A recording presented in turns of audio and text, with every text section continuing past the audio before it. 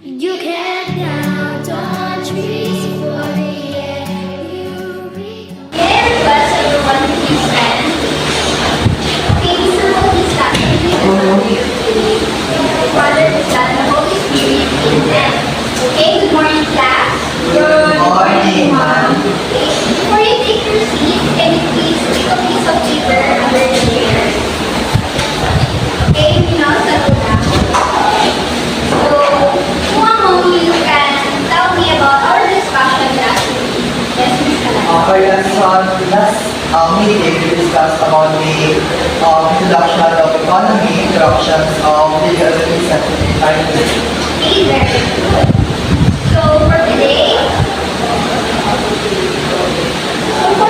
before we jump off for our next discussion, I have here an activity called Sing With Me. So, this activity is called Sing With Me, and the mechanics of this game is that I will play a music entitled Count Your Trees.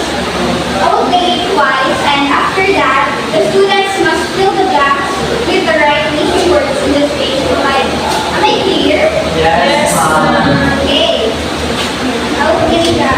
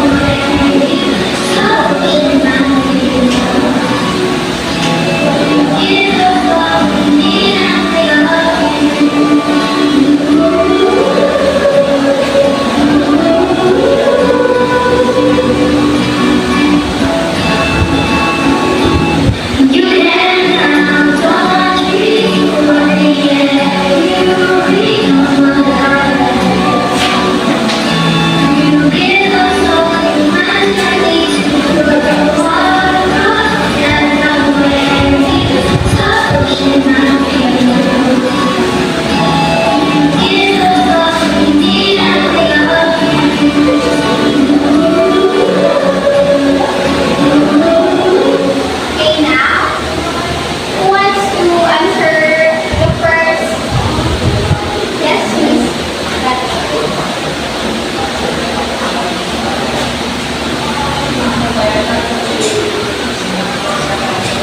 What about the second one?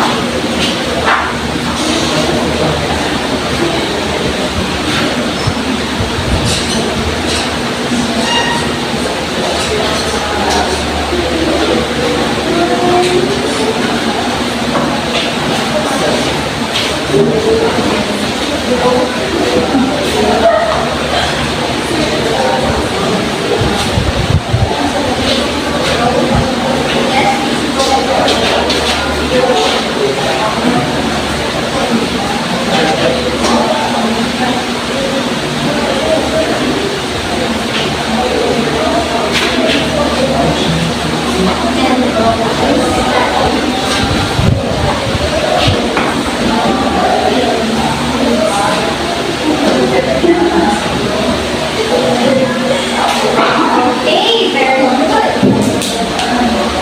So now,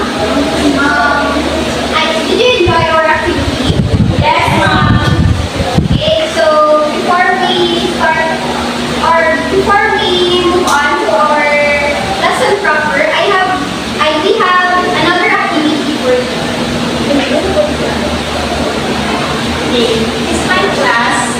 Let's have your next activity.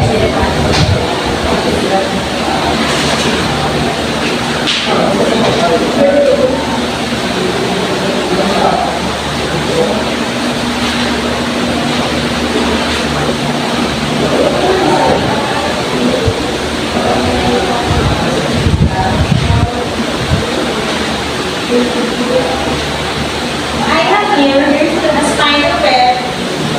What are you going to do is you need to determine the factors contributing to environmental. You can write it on your quiz card.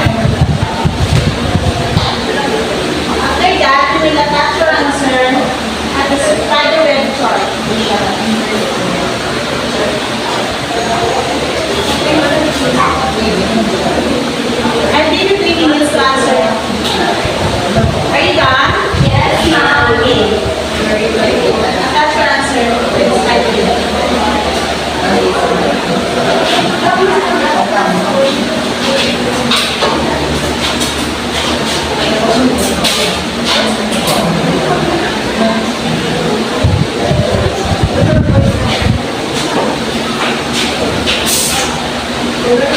Okay, let's check your work.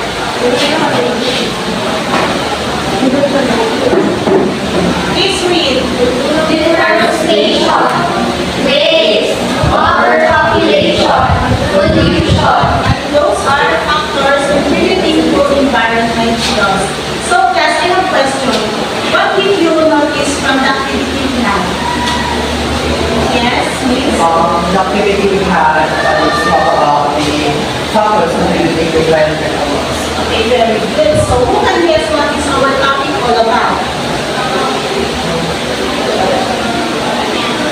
Yes, please. I think our topic for today is the impact of human and the environment. Okay, very good. So, do you have any idea on what are the human impacts in the environment? Yes.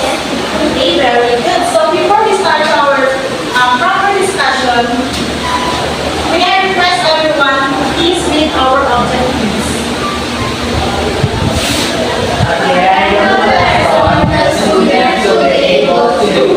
Identify human impacts on the environment, value the importance of the environment, And demonstrate proper waste segregation. Okay, so this juncture, we are going to talk about the human impacts on the environment. But first, what does the human impact on the environment means? Everyone, please read. Human impact on the environment, the adverse effects caused by development, industrial or other release of substance in the environment or by any other human activity. Okay, thank you. So the human impact on the environment refers to the effect that the human activity has on the environment. And this activity can change natural disasters or natural landscapes, ecosystems, and the various or the climates in various ways. And we have different factors, or we have many different factors contributing to environmental loss. But this afternoon, we will only discuss four of them. Those are deforestation, overpopulation, waste, and pollution. So let's start with deforestation, everyone. Deforestation, a removal of a forest where the land is converted into a non-forest use. Okay, thank you everyone. So deforestation is when people cut down or burn trees in forests. It is usually done to clear the land for farming, building houses, or to make a furniture.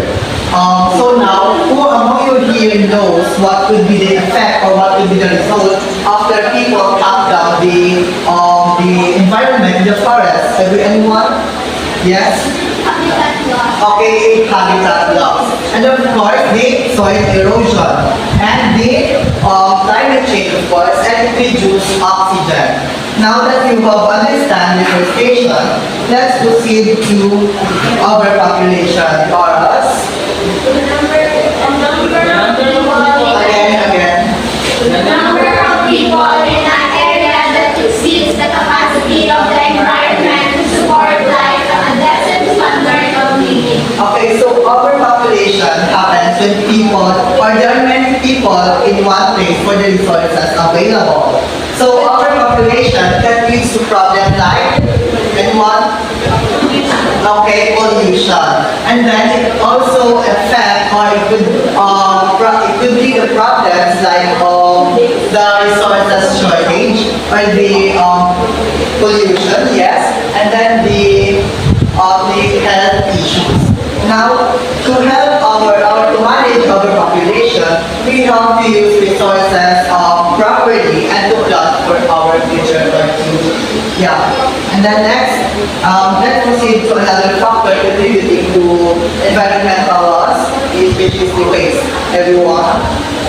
Material outputs from systems that are not useful or consumed.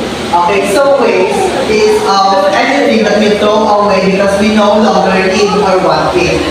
waste can be includes food scraps, papers, plastic bottles, and broken electronics. And these things can come from homes, factories, schools, and other places. And then, and what would happen if we don't manage properly waste? Yes, Miss Anna? Pollute our land, air, and water. Of course, it would pollute our land and water, and of course, the air. And of course, it would cause an effect, or it would harm our environment and of course, the human living or the living things. And then finally, which is the pollution, everyone is read. The release of harmful materials into the environment. Okay, so pollution is anything or could be anything that would harm the environment or the air that get into the air now. So pollution is like can come from trash, cars, and factories. So if we don't manage waste or we don't manage the pollution, what would happen? And what? Yes? Plants, animals, and Okay, it would affect the land, the people, animals, and the plants. So to manage pollution, we have to reduce, recycle, and of course, reuse. So those are just some of the many factors contributing to environmental loss. We have just discussed some of them that always people or people usually do. So now, let's test your knowledge. And of course, let's systematically review and summarize the major concept or the critical concept and the major points that we have just discussed tomorrow or today. And what are those factors contributing to environmental loss? Yes? Okay, deforestation, pollution, waste, and overpopulation. So now that it seems like you have now understand the concept of factors contributing to environmental loss or the impact or the human impact on the environment, I have here a pile of bag or the pile of trash, a bag of trash rather, and what I'm going to do is to segregate the proper categories from the biodegradable, non-biodegradable, and the recyclable. So I will group here the 4, so this will be group 1, group 2, group 3, group 4. So group representatives, please come forward. Come in front.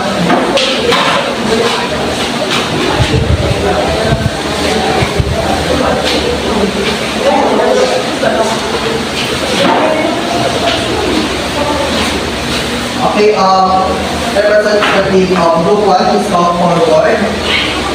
The rest of the group is face the wall or face the whiteboard. Okay, so you may now start your move.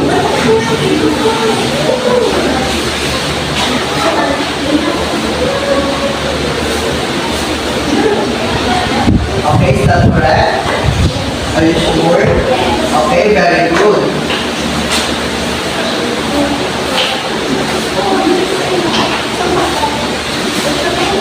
Now, representative of group 2, it's your turn.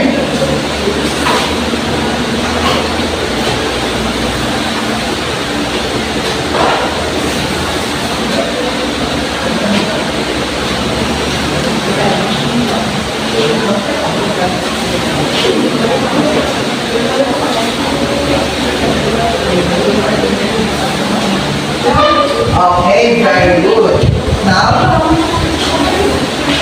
representative of group 3 is come forward.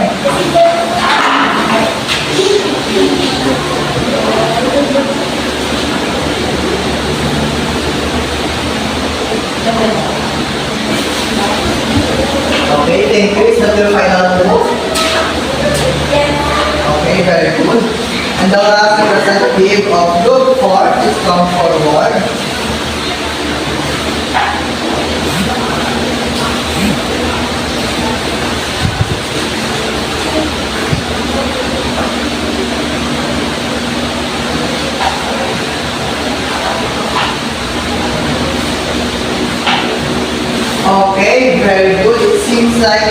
everyone understand the concept of the human impact of the environment, you are now new about the segregation in proper way.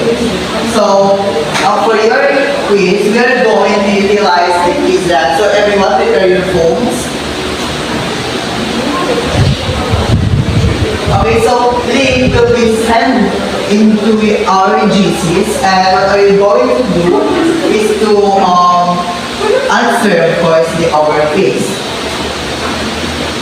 Wait, let me send the link.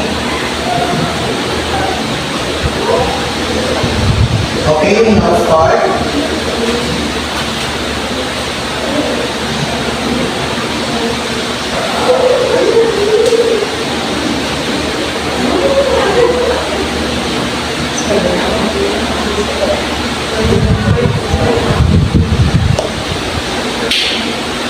Are you done? Not yet? Okay. I'll give you 5 seconds more, maybe.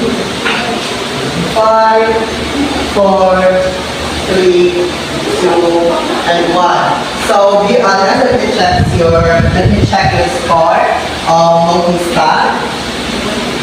Bautista, 7. Okay, we got one. Miss Isitor.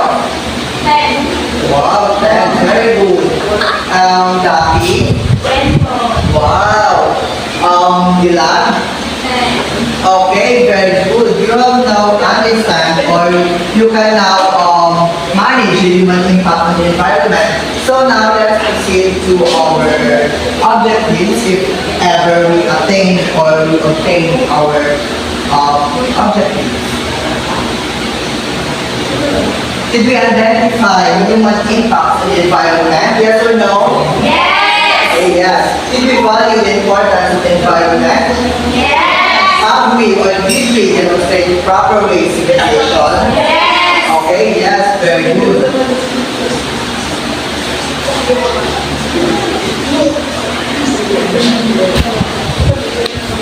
So for your assignment bukas tomorrow, nag-take-one home sheet of paper, create an infographic that communicate the various aspects of human impact on the environment. So any clarification? Answer. So before we end this class, remember, it's important to clean the classroom and goodbye class. Goodbye.